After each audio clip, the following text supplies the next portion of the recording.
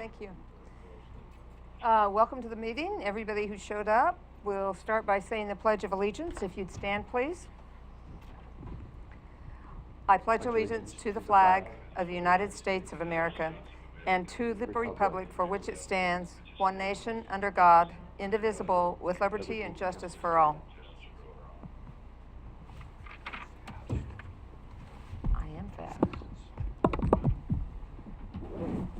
Okay, just as a matter of information, I've got Commissioner Huxley to my left, Commissioner Boyce is on the phone, Council Huddle to my right, and John Jesuit, our administrative assistant, to the far right. So we'll start. Are there any amendments to the agenda? Madam Chair, I have one. In the audience today is Tom Calvanese from the Port of Port Orford, and he approached me over the last few days. They have a grant application due April 30th. They're looking for letters of support on the grant application. I, with Mr. Calvanese's help, prepared a draft letter for the chair's signature. There was a AGRS and a grant application, a copy of the grant application. And so I'd like, because there's no other board meeting between now and the 30th of April when their deadline for submitting the grant is, and Mr. Calvanese is here to talk about it, if you would add that to the agenda. I would be happy to do so. I don't know about you. I have no problem. Okay, Commissioner Boyce? Are you okay with that? Thank you. Okay, so we'll put that, how about as number 5.5? How's that?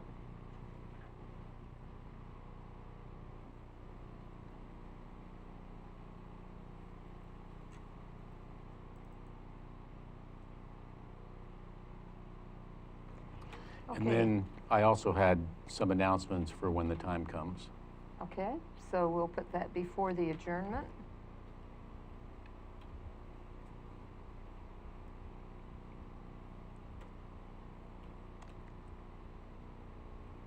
Any other amendments to the agenda?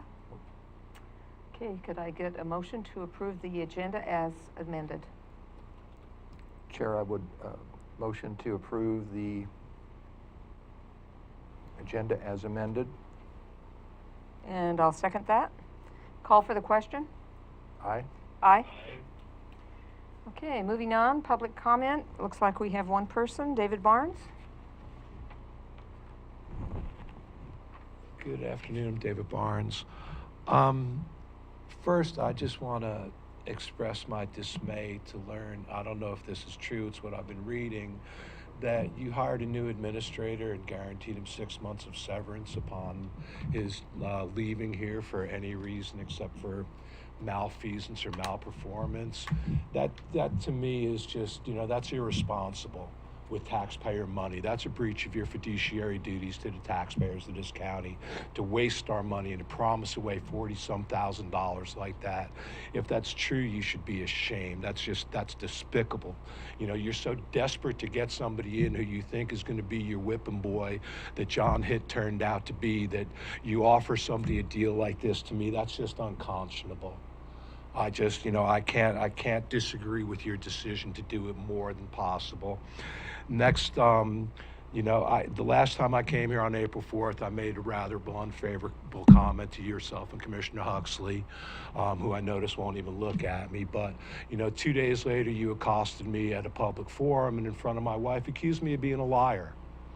At the meet and greet, you walked up when we were sitting there eating, you walked up over the top of us, you looked down at me and said, "You lied what you said about me the other day." Okay? I challenged you, you didn't have a valid answer. This is a public forum. If I lied when I told you that you've done nothing to increase revenue in this county, right now, please explain to me what you have done that's increased or taken steps to increase revenue in this county. On the record is the proper place to have this discussion, not while I have a mouthful of food at a meet and greet at a public forum. So. I'm not going to respond. I didn't think you would. Speaks to your integrity, ma'am. Thank you very much. Okay, moving on, county assessment function, the CAFTA grant, Jim Cullen. Good afternoon, Commissioners. Thank you for taking time out of your schedule to schedule this special meeting to deal with the county assessment function funding assistance grant application. You've got our grant application for this year, and the application this year does include an amount of $125,000 to cover the Curry County pilot project, should that come to fruition. So is that over and above the regular CAFTA grant? That's over and above the regular Okay. assessment taxation budget, yes. That's what I thought, but I just wanted to confirm that. Thank Yes. you. So, I guess at this point, maybe I would look to see if you have any questions about the documents that. Commissioner Huxley? Assessor Cullen, if you would, for my benefit and hopefully for the benefit of others also, would you explain first on the memo, the cover memo, in the relevant facts? Just go through some of that again for maybe a brief, well, let's say, I don't even say a brief history, but if you could just go through the facts, especially with some expansion on this possible pilot program. And it's interesting, it's called the Curry Pilot Project. With the newspaper, as far as the Curry Coastal Pilot, but no relationship whatsoever, I take. This is just a pilot project that's been called the Curry Pilot Project. In the group that I've been working with, we've sort of loosely termed it the Curry Pilot Project. Okay. Because the project would start in Curry County and may at some later time expand to other counties that are also having financial difficulties. So we're the only one that would be involved in this if we were to get the grant? We are initially, yes. Okay. But the relevant facts, we've applied for the CAFA grant each year since its inception. I believe that goes back to 1992. And we've qualified for the grant every year since its inception.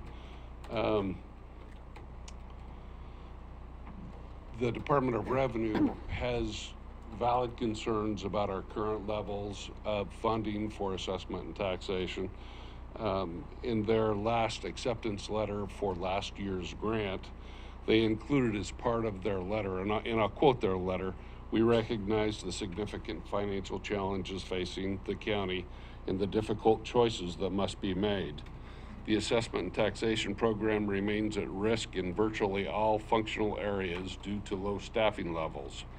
We will approve the county's participation in the 2017-18 CAFA grant based on discussions with the assessor that the county meets the minimum level of adequacy for the current fiscal year. We will continue to monitor the program over the course of the year in order to confirm adequacy in maintaining mandated functions." So question, what do they consider as adequate? Essentially, we have some physical reappraisal effort. That's we're looking at a portion of the county, and in that effort, as I've told you before, we're on about a 15 to 20 year cycle. Right. Where we would get around to see every property in the county. We are picking up all of the new construction that we're aware of, and again, building permits are our discovery tool for finding where there's new construction taking place in the county. We use the physical reappraisal as our discovery process for finding things that have taken place without building permits. And we're getting our ratio studies done, and we're turning the roll and collecting tax payments. So they didn't give you a specific number of years that you had to have in your cycle to continue getting the CAFTA grants For instance, you're on a, what did you say, 16 15 to 20 year 15, cycle. 20? They did not, no. Okay.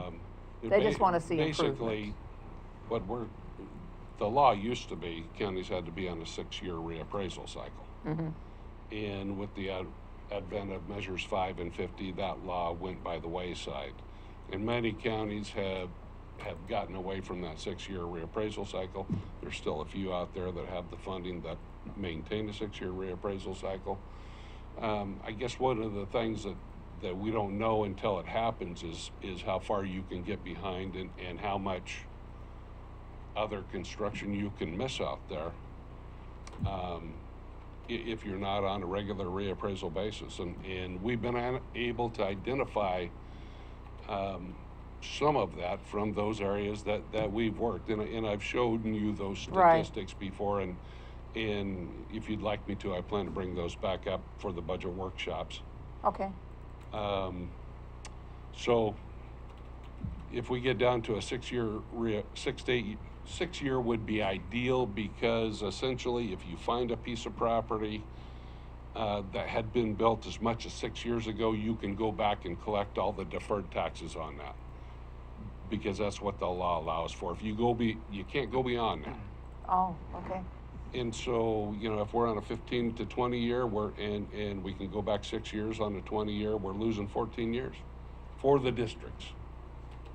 And just to clarify, this extra property would be picking up. I mean, it's property that you and I are already paying for on our own properties, because, we've seen everything most of us has. But there are people out there building homes without building permits. And other structures without building permits, and then are building other things that don't require building permits. I mean, such as asphalt or concrete driveways. Some decks don't require building permits. Small sheds don't require building permits. I believe probably most remodels would require a building permit, but that might be another example of the kind of thing that people don't get building permits for. Okay. Another question, Commissioner Huxley? Would you explain a little bit more? It's talking about this pilot project, and that's $125,000 is included in the numbers. It is. Okay. And it says this project goes before the Oregon E-Board in May. Would you explain a little bit the mechanics there? Who makes up the E-Board, and what's required to I'd love to be able approve to it? explain that to you. What I can tell you is that our representative for our area plans to take this ask to the Oregon E-Board. I'm not sure what the makeup of that board is, but it's the Oregon Emergency Board, and they have the authority to approve,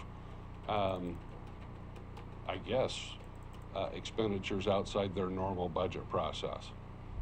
So this is clearly on the state level. Is this made up of members of the state legislature only? That's or- my understanding, Okay. yes.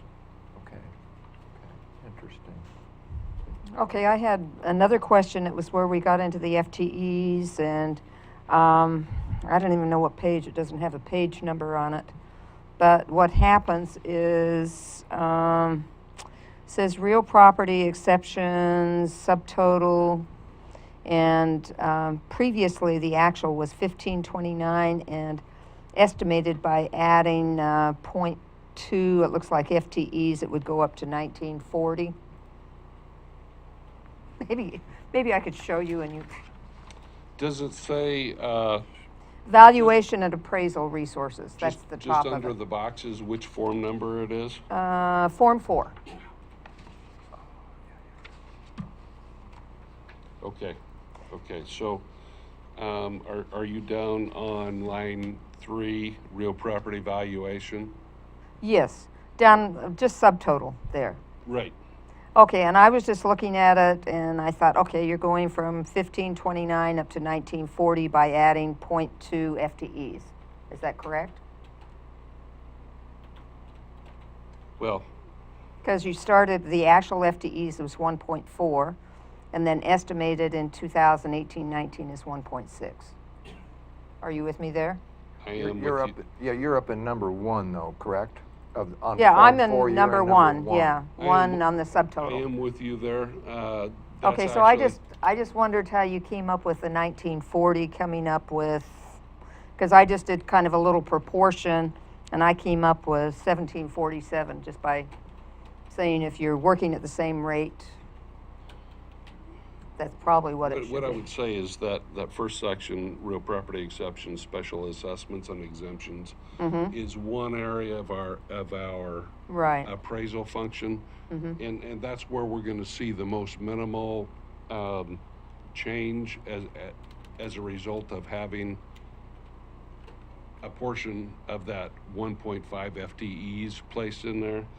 But if you would go down, let's see, 1, 2, 3, 4, the fifth line, you can see special assessment qualification and disqualifications.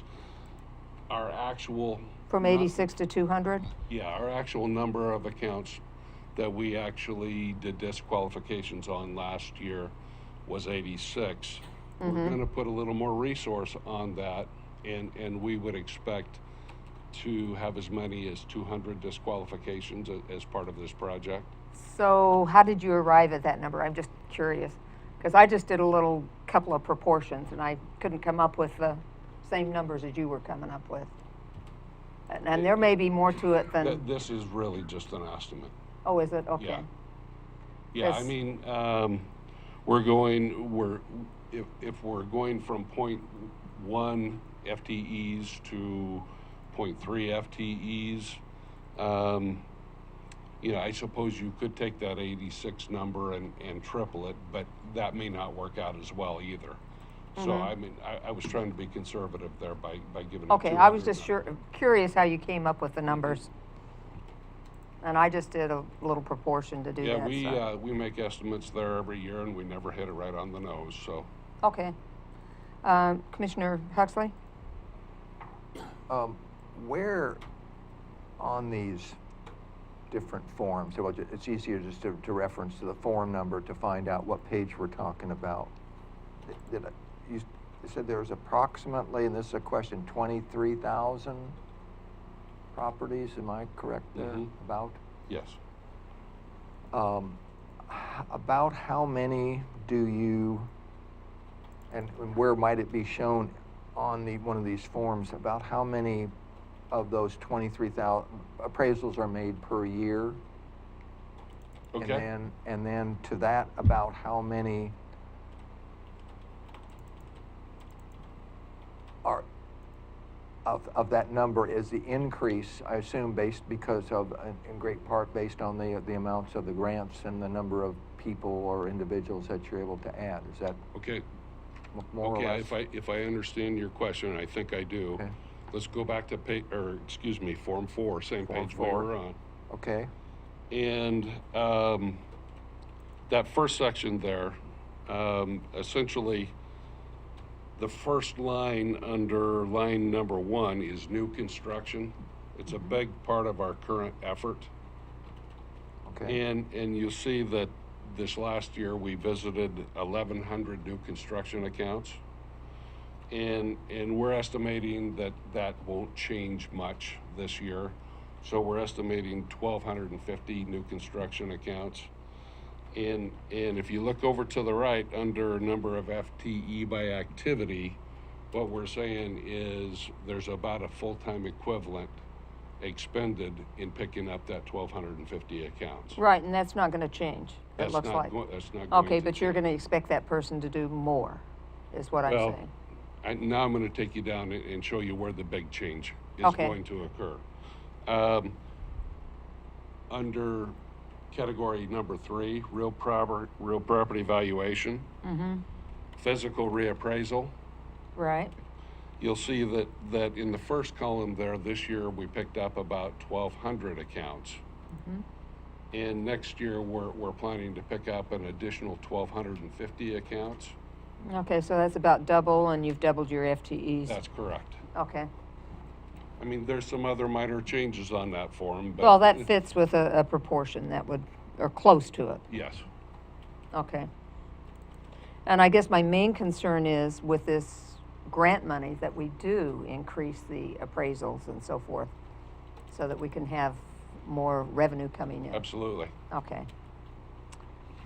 Any other questions? Okay, so staying on those two line items, then basically between physical reappraisals and new construction, this actual year, there were about 2,300, if I'm adding those two up. Right. And by adding one person, that's going from 2,300 to 3,700, I guess. Is that correct? 3,600. Or 36? Be a little closer 24, to it, but 2450 and 250 and 450, 550. That's 700, so 3,600, 3,700. By adding one full-time person, not that there are other parts of people individual for supporting, other supporting There is, tasks and I mean, from one of that. the, I mean, there are a couple of other small pickups that, I mean, we talked about the special assessments. There, I mean, there's going to be Yeah. another 100 or so there. But We're going to expect that as a result of this, we're going to have more of a workload with omitted properties.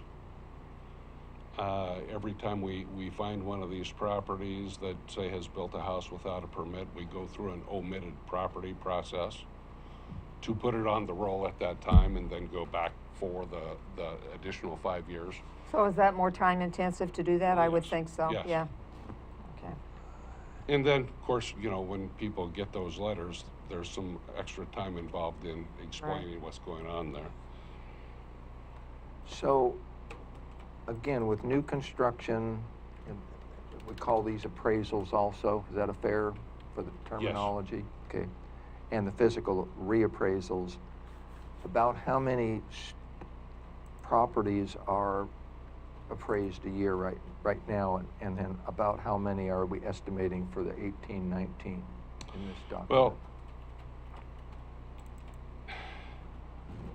over the past few years, we've averaged probably 2,450 per year with our current staffing levels.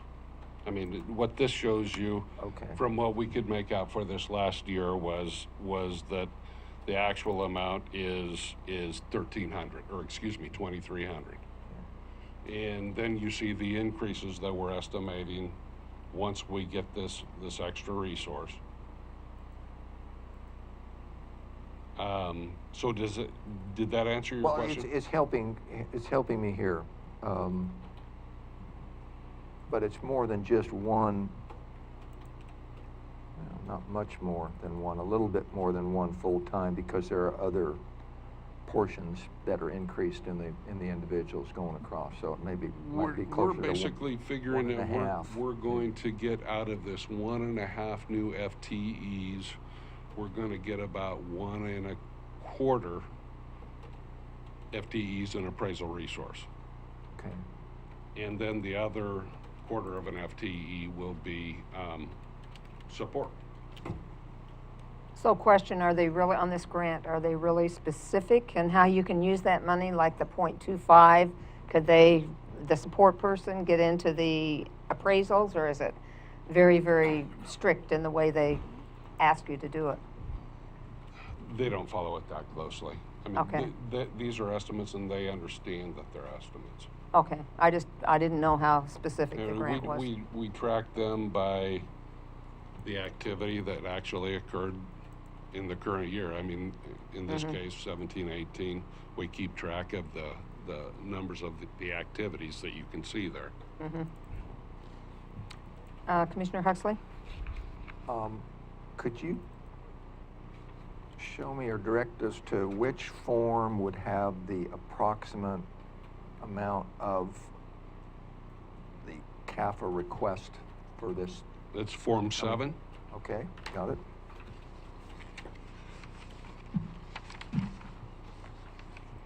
And what would that, which column is that, or row or column, or? The total request is the number at the bottom, and you're also going to see that number showing up on Form 8, which will be your resolution if you approve this. So that's the $930,535?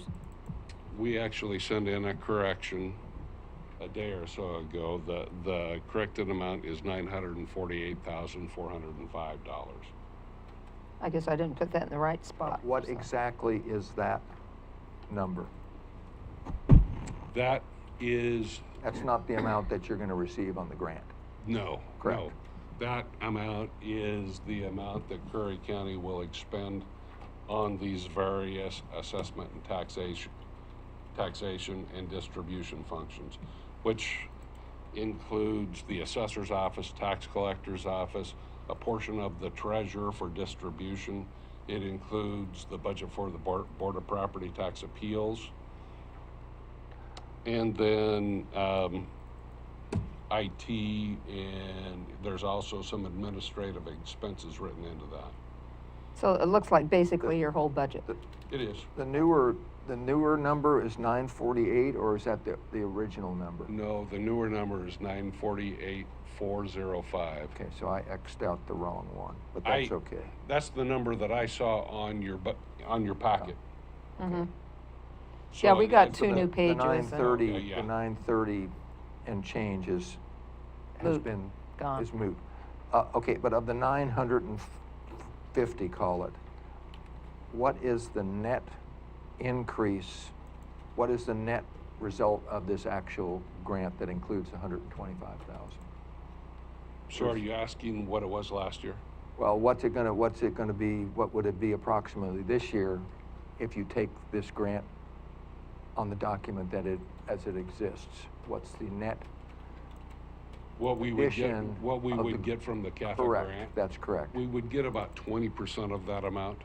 Okay, so, And that's an Okay. approximate number. They never land right on that 20% Okay, amount. But so I mean, that's- and that's that- an estimate. okay, so that's gonna be about, so the Here, net. let me also- just do that. Which is also the reason that we want to include the pilot project in with this request, because now is the time to do it, and we will get 20% on that money as well. We can go back later. So you get another 20 on the top of, That's correct. okay, so the amount that the CAFTA grant would be, close to it, would be 189,681, and then you're gonna get another 20? No. Excuse me. What we want, we will get approximately 20% back on what we certify as the expenditure for assessment and tax collection. That $125,000 is included in this $948,000 Oh, okay, expenditure amount. okay. So that's gonna be, call it 190,000, a ballpark, which is 20% of the, I did 20% of the 948,000. so that's 100. That's the 20% we want to look at, yes. That's Right. 190,000 about. Approximately, yeah. So if the, and that includes, that includes the 125,000, That's that's in this in the E. expenditure amount, Correct. yes.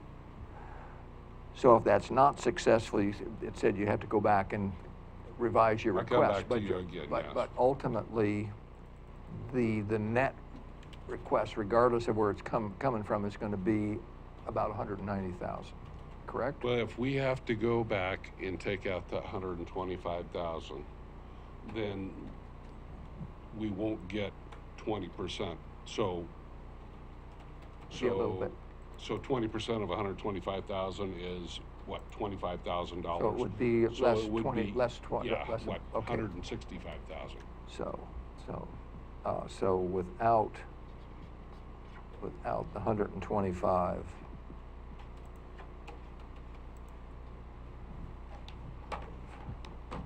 We're putting you on the spot here the today. net, well, no, I'm just to try and understand it more. Okay, the net would be then about He 100. came up with some good questions last year, too. 165, okay.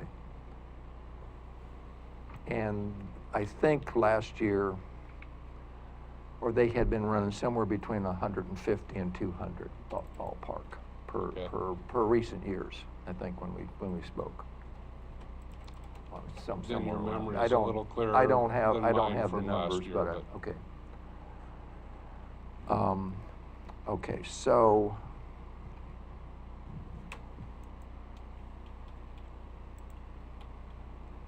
but this year, with the numbers that we're just talking about here, the way that you're planning to distribute the personnel to do these different evaluations or appraisals is going to significantly increase by, I don't know, what did we say, from 2,450 to 36 or 3,700, you know, almost 50% increase the number of appraisals, either new Yes. construction or That's the reappraisals. intent, yeah. With almost the same amount from previous years. And if we were to take for this 15 to 20 year cycle, that would be taking 20, I'm trying to figure out how we get that, because you said there's 23,000 properties about. If for this last year, between new construction and physical reappraisals, there's been 2,450. If you take 23,000, let's call it 24,000 Could I and 24. Could I Yeah. stop you there Oh, real quick? please. Because you're using not the same numbers I would be using. Okay, So I'm going to go back to form number 4. okay, And really with this, what we're now talking about is just the reappraisal effort. We're not talking about anything that's up there in section 1, which was the new construction. Where we're increasing is our reappraisal effort, and we're just about doubling that.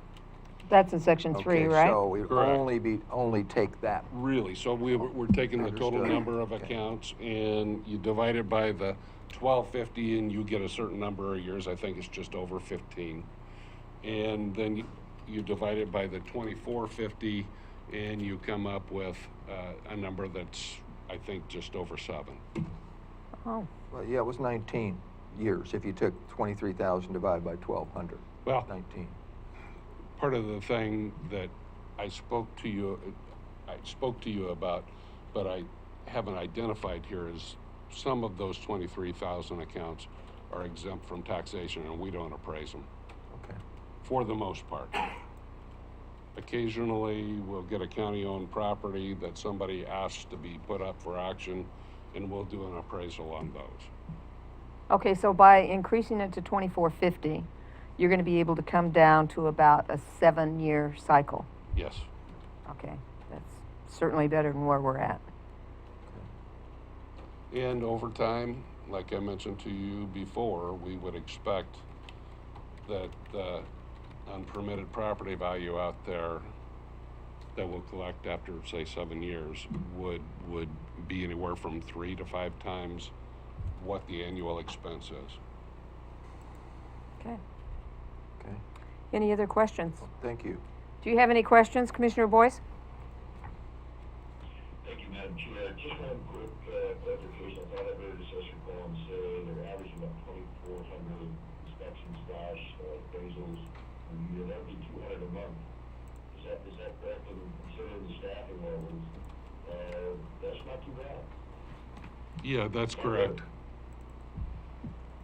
And again, I don't want the commissioners to confuse what the assessor's office does, mass appraisal, as confusing it with what a fee appraiser would do for your mortgage. Oh, yeah, I it's mean, they different. put a lot more work into it. We, just by the nature of our business, are moving quite a bit quicker than a fee appraiser. Well, and not only that, a lot of homeowners will not allow you in the house. Is that correct? That's correct. Okay. Well, Maybe I'm, not only that, I mean, we don't make appointments, and we knock on a door. If they're not there, we're not getting in the house anyway. okay. So just another question, what % of the appraisals you do allow you to get in the house? Just a ballpark. 25, 30% maybe. Okay. But for the most part, you can tell what you're dealing with from the outside of a house. Okay. Any other questions? So I think we need a motion to approve the CAFTA grant. So moved, Madam Chair. Do we have a second? I would second, and that's with the 2 revised pages that were supplemental. So I'm hoping what the motion is, that you're moving, Council Huddle, you'll have to correct me on this, but that they're moving to approve the resolution. The resolution. That is Form 8. Right. That shows a total expenditure of $948,405 for the 2018-19 CAFA grant application. I'm sure that's what Commissioner Boyce stated. Is that correct, Commissioner Boyce? That is correct, thank you. Okay, and you second? Yes. Okay, call for the question? Aye. Aye. Aye. Thank you.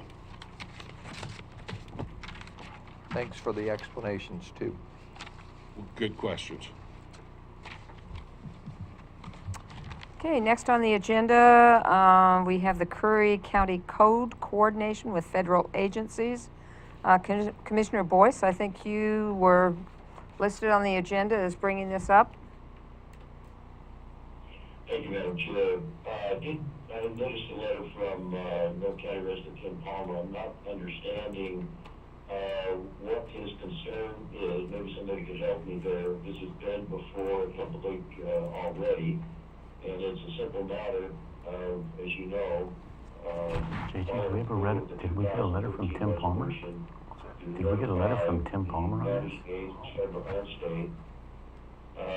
And they just, the Board of Commissioners at that point, Susan Brown, David Blacksmith, and David Dixon, I think they just simply got overlooked, and so it's our responsibility to follow through. It's very important, should we have another fire, another sinkhole, let's just let the citizens know that we're on the ball, we're watching close.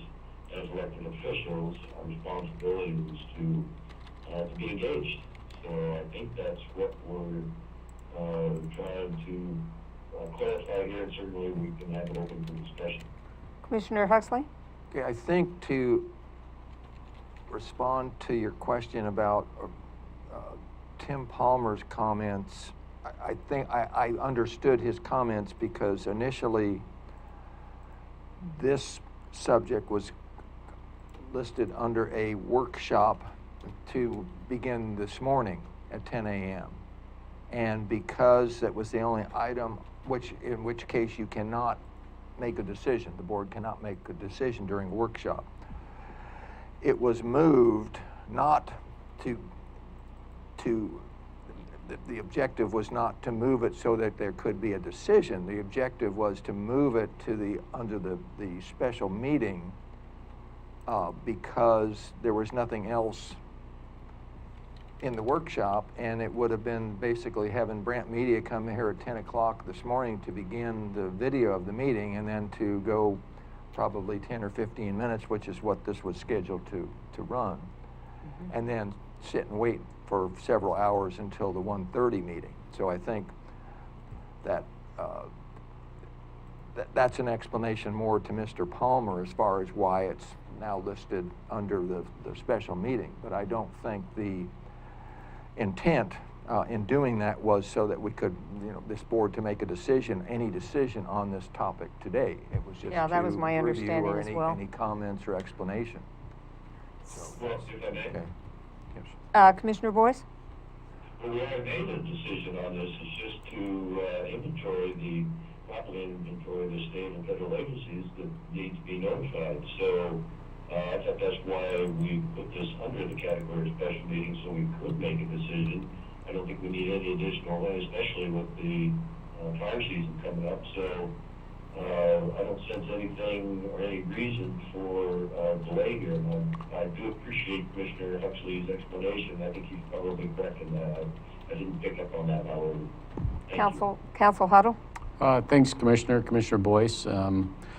So I had John Jesuit do a little examination into the history of this item.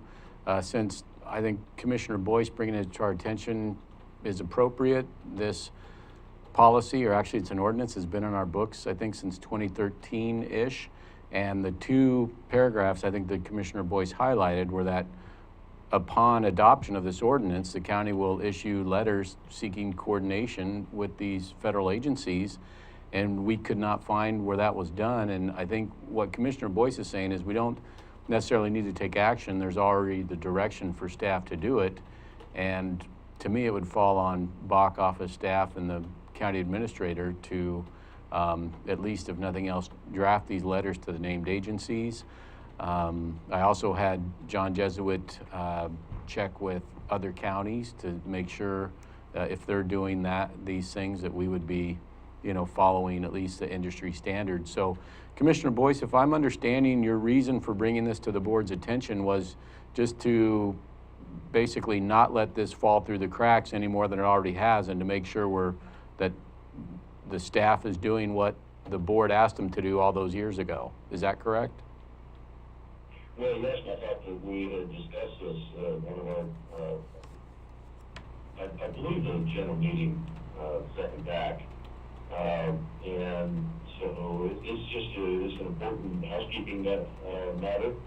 And I didn't think about contacting the other counties. I think that's an excellent idea, and I appreciate that you put staff on this. And it's not, if I understand any apprehension here, is that the county, I think Mr. Palmer's position, I've been hearing him testifying publicly in the past, is that the commissioners should stick to their job. Well, I understand and respect his opinion. As elected officials, we have a very substantial responsibility to, especially after the fire of the sinkhole, the tsunami. So this is just saying, this is basically, I think, an opportunity to reach to the managing agencies and saying, we're not demanding a say, but we will be able to look our citizens in the eyes and say, yes, we understand our responsibility. We're going to be there, and we're going to work very hard to build relationships with the state and federal agencies. And the more people sitting at the table, the better the outcome generally accepted would be. Thank you. So what I'm understanding, Commissioner Boyce, is that you want us to send letters out to these agencies, or what exactly, or let them know that we have this ordinance on the books? Is that what you want, or I'm just confused? Well, if you go back to the 2013 resolution, that's pretty clearly defined on what our responsibility is to simply notify. That can be through email, it can be through personal contact, it can be through letters. I don't think it's confusing. I think that if we can direct staff to continue the path they're on as far as seeing what other counties do, that might give us some excellent insight and assure the board and the citizens that we're taking following the proper procedures here. Does that make sense? I'm not really thrilled with, and in fact concerned with unnecessary delays. But I'm willing to work and be flexible in the interest of doing this right. Thank you. Council Huddle? Right. So, Madam Chair, and the requirement for coordination is found in several federal laws, and I believe the board's adoption back in 2013, I wasn't here, but I've seen this in other places. I think the board's motivation or what have you, and the federal statutes that require the federal governments to coordinate with us when they're going to take actions that concern us, there's a requirement. And I think what was happening is there was a sense back in the early 2000s that the federal government wasn't necessarily being proactive or some other word, but they weren't really following what the local counties and the local governments and the local jurisdictions that the federal laws were requiring them to coordinate with, that they weren't doing that. So a lot of local jurisdictions said, well, we'll be proactive and at least make sure we notify them that we want to coordinate with them. So really, it's a product of the existing federal laws, and it's a responsible thing for the county to do, to say, listen, you have these duties to coordinate with us. Here's how to contact us. Please coordinate with us. It's really just a matter of being on record as letting the federal agencies know that we want to communicate with them. And I think, again, what Commissioner Boyce is saying is this is a pre-existing county rule, but we couldn't find where we've done this, and I think to his credit, he's saying we should do what we said we were going to do, and Well, from and I staff- really don't yeah. have a problem with that, okay. notifying them that we're interested in working with them on issues that involve our county. So is that basically what you're saying, Commissioner Boyce? Is that what you want us to do? Well, yes, and thank you. If you use the Jekyll Bar Fire, for example, they were delayed in properly responding to us as a county. They're required by law to do that. I think the chain of command is for the sheriff first and the county commissioners, and I just hold that in very high degree of responsibility. And so, yeah, I think you have it correct, Mr. Grove. The thing of it is, and this is no small thing, we're the elected officials here. So when we're dealing with different bureaucracy, that's why the law is set up to protect the smaller communities to be heard. Doesn't mean they're going to throw their weight around or anything like that, but it is a serious responsibility we have, and we have plenty of examples in our county that demonstrate when we should have been available. Thank you.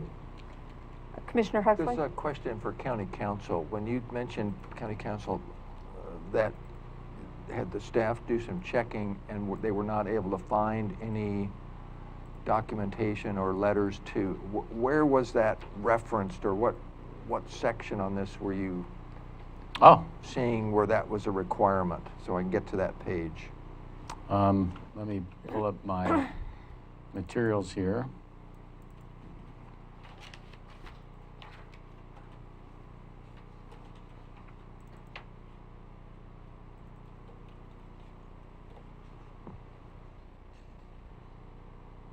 My computer is thinking. I was looking there, just a little audio report here. Everybody's coming in quite well. I hope my volume is okay, and just let Charles know that whatever fine-tuning he and John Jesuit have been doing, it's quite good. Thank you. Is it here where the highlighting, page 3? I think it is, and so that would show up in your agenda packet on page 20 of your agenda pack. It's section 1.14.020, overarching policies, and then coordination agreement is subsection 2. What Curry County will transmit a formal request to initiate immediate and ongoing coordination with federal agencies that the Curry County Board of Commissioners find conduct activities in or that may affect Curry County. So this is, again, page 20 of your agenda pack. It's Page as 3 Commissioner of the Gold says, ordinance. page 3. It's section 1.14.020, subsection 2A, and then it says in its transmittal requesting coordination. So it says, and so when it said formal, that's where I anticipated that we send a letter. And then this lists a number of federal agencies that we should be sending these requests to initiate coordination with, ongoing coordination. So that's really, and again, I think this has been a directive from the board on the books for, again, since probably before each one of ours time here, but it doesn't mean it's not still good or that we shouldn't do it. I think Commissioner Boyce just trying to bring it to our attention that we should So it's- probably it's- follow through on this. Mainly, I'm just going to get to the bottom line, a request to these federal agencies to let them know that we are interested when something affects our county for us to be involved in possibly the decision making. Right, and again, my understanding is that under certain federal laws, they have a duty to coordinate with us, and just, Just kind of a reminder to them. right, and. I think that's well said, and in particular if it has to do with public safety issues, and that comes under our judgment. So really, that's all we had on this item for the work session, and so if there's nothing further, I think staff will get to work on putting together those communications. That's fine. It looks like it's already a done deal, actually. Well, Just except for, wasn't carried Never through. happened. It was Right. done, but it wasn't. I think, it was directed, but then there wasn't follow-up or follow-up to the follow-up. So Commissioner Boyce, again, is reminding us of some things we can be doing. So I would say we are not in need of a motion because It's already been directed, Already yeah, but been it's directed. just, and again, this is just a workshop. We're just letting you know this is an item No, this is a that we're special gonna be meeting. working on. Well, you're right, it is a special meeting. Thanks, Commissioner Gold. That's all we had on that item, and then it says adjourn, but I'd asked to put in a few announcements if that's okay. we're not quite Oh, finished. sorry. We've got You're the right. Port Orford. You're right, I forgot we grant. added Mr. Calvanese, excuse me. Do you want to step up and tell us about your letter? And identify yourself so you can be on. Excuse me. Thank you. My name's Tom Calvanese. I'm the president of the Port Commission in Port Orford. And I appreciate you making time on your agenda to consider our request for a letter of support for a grant proposal we are in the process of submitting to the Regional Infrastructure Fund through Business Oregon in support of a redevelopment project that is now underway at the Port of Port Orford. Appreciate you making the time because the deadline for the proposal submission is April 30th, which is Monday. And so this was the opportunity we had. So thank you again for making time. Do you want to tell us a little bit about the grant so we can And tell the public perhaps about the grant. tell the Yes, public? yes, I'd be happy to. So this grant will be in support of a larger, this will be part of the funding for a project that is now estimated to be in the neighborhood of $6.8 million.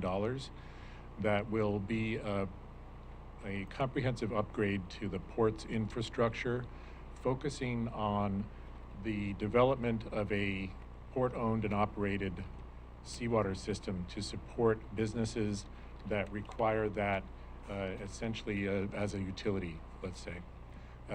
That includes right now, we have live seafood buyers who purchase live fish and other sea creatures from fishermen, and those live fish are taken all the way to market. The value of that is that those products are high value products. Just for example, the same species of fish when dead might fetch 60 cents to $1 a pound for the fisherman, but if it's kept alive, it could fetch $6 to $7 a pound. So that has all kinds of interesting implications for the small business fisherman, for the buyer, for the consumer, and for the port's bottom line. So we do support that, and the Port Orford fleet as a whole holds more than half of the nearshore permits, and the bulk of those landings are in the live fish fishery. So we are sort of the epicenter for that fishery in Oregon, and one of the epicenters on the West Coast. Many of those fish actually get transported to live fish markets in the San Francisco Bay Area and thereabouts. So how do they keep them alive all the way to San Francisco? Someone have a boat with lots of water in it, or? They are kept in tanks full of seawater. Ah, Therefore, the need for that seawater. Port Orford is uniquely positioned because of our location directly on the open ocean to provide full-strength seawater, which is a utility or an asset that very few other ports can provide. So knowing this, we see value in developing that asset. Another project that has more recently emerged just in the last couple of years, you may have become aware of an edible seaweed called dulse. It's a red algae that was developed by Dr. Chris Langton at the Hatfield Marine Science Center, initially as a feed for an abalone farm, which it currently is being used for in Hawaii. But since then, it has actually emerged as a product that's a high-value product for human consumption, both for its nutritional value and the ease of cultivation. We began to cultivate, or a company rather called Oregon Sea Farms began to cultivate that algae in Port Orford on the dock 2 years ago, and has since expanded that operation and is looking to expand it further. That same operation processes red sea urchins, which is another product that is focused very much in Port Orford. It's essentially at this point an artisanal fishery. A single boat harvests almost all the urchins in Oregon, and many of them come from Orford Reef just off Cape Blanco. Those products have been processed in Fort Bragg until just recently, and that outfit is now looking to bring some of that processing back to Port Orford and provide live product and processing jobs as part of this new project. We've now been approached by a handful of other interested parties. In fact, a new buyer is now, as right today, is setting up an additional buying station in Port Orford to purchase live product from fishermen: crab, live fish, tuna, salmon, and black cod. So as these kind of projects sometimes go, word of mouth travels pretty fast. Once people realize that new sort of opportunity is emerging, the port is being approached by a number of outfits that are particularly interested in the access to that asset. And we are, excuse me, I also work for Oregon State University as the station manager for the OSU Port Orford Field Station, which is part of the Marine Studies Initiative that OSU is rolling out coast-wide right now. And so we are consulting with the technicians at the Hatfield Marine Science Center to inform the Port of Port Orford on the best approach to executing this kind of this scale of a seawater system. And their technicians are particularly interested in the fact that we have the location that we have. And of course, there's interest on the part of the university in terms of education and research uses of the seawater as well, particularly around issues that are emerging now concerning ocean acidification, domoic acid, and other challenges that are emerging now in terms of our marine environment. Sounds like some interesting things are going on at Port Orford. Any questions from the commissioners? I got to talk to this young man earlier. And Hello? yes, Commissioner Boyce? Well, thank you, Madam Chair. Mr. Calvinese, just everywhere I go, I hear the job you're doing there. You've got an excellent board, and just the effectiveness and the work you're getting done is really a perfect source of pride for our county. Thank you for showing up today as well. Okay. So I'm looking for a motion to put together a letter of support for the Port Orford Rural Infrastructure Finance Grant. Do I have that And motion? there should be the letter in your Yeah, I was gonna packet, say. and it would just be to approve your signature on that letter, Madam Okay. Chair. There was some supplemental materials. Oh, okay, got it. Okay, Down very here. good, very good. So do we have a motion to approve the letter? And I'll- I would motion to approve the draft letter that they presented for signature. A second? Second, Madam Chair. Call for the question. Aye? Aye. Aye. Okay. Thank Now, Thank you very Council much. Huddle, you're welcome. Council Huddle, I think you had some announcements. Oh, thank you very much, Madam Chair. So some things have come across my desk. Some of these have been posted on the county's website. For instance, regarding the recovery, or it's called Curry County's Emergency Forest Restoration Program. It's from the USDA Natural Resource Conservation Service. And what it says is Farm Service Agency offering Chetco Bar Fire assistance in Coos and Curry counties. And it says owners of non-industrial private forest lands damaged by the Chetco Bar Fire between July 12th and November 4th, 2017 may be eligible. Sign up by Friday, June 1, 2018. The program may provide assistance with debris and dead tree removal, temporary soil cover, timber replanting, wildlife enhancements, seeding, fire breaks, herbicides as necessary in an approved planting plan, tree protection devices as necessary in an approved planting plan, roads located on non-industrial private forest land as deemed necessary for restoration. If you believe you are eligible, please contact Brett Harris, FSA, County Executive Director, 541-396-4323, extension 2, or Brett, B-R-E-T, Harris, Harris, @or.usda.gov.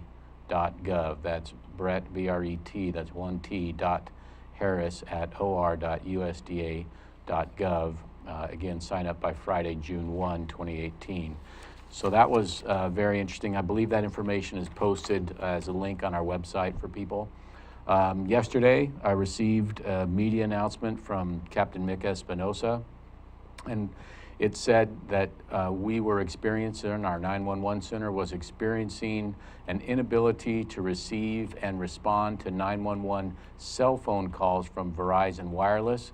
This media release says that they are working on a solution, and they say that if you cannot reach 911 emergency center via 911, you can contact the regular sheriff business line. There's 2 lines to reach, 541-247-3242 or 541-247-3243 using Verizon Wireless. So those are, again, alternatives if you're having difficulty with Verizon Wireless 911 service and perhaps any other 911 services. It's taken care of. Very good. That's interesting because I did not get a companion media release saying it was all taken care of. Actually, So we got an email we did. a few minutes before we came into this A meeting. few minutes before coming into the meeting. Yeah. Very good. Okay. So this announcement is for anyone who didn't get the email today saying that this has been resolved. Nevertheless, if you're ever having trouble getting through to 911, you can call the sheriff's non-emergency number at 541-247-3242. And then there's one other on Friday, April 28th. Saturday, excuse me. Thank you, John Jesuit. Saturday, April 28th, the Curry County Sheriff's Department is participating in the National Prescription Drug Take-Back Program, April 28, 2018. So you can drop off from 8 a.m. to 5 p.m. at the Curry County Sheriff's Office any unwanted prescription drugs. I've also heard, and that what this says is last fall, Americans turned in 456 tons of prescription drugs at more than 5,300 sites operated by the DEA and 4,300 of its state and local law enforcement partners. So this is a national event, but when I talk to our sheriff's department, I believe if you ever want to turn in unwanted or unused prescription drugs, they will take those off your hands at any time. But this is a national program to get awareness out. So those are the only announcements I had, Madam Chair. Thank you very much, and thanks to the members of the audience for helping out on that first announcement. Okay, thank you. And he's right about taking your unwanted drugs to the sheriff's department. I did that when my mother passed. And you didn't have to have it on a particular day. It can Right. be on. Yep. That's it what. just fine. Yeah, that was my question. So for the sheriff, and they said this is just a program with the DEA, but at any time. Thanks, Madam Chair. Okay, I don't think we have anything else on the agenda, so this meeting's adjourned. Thank you for coming.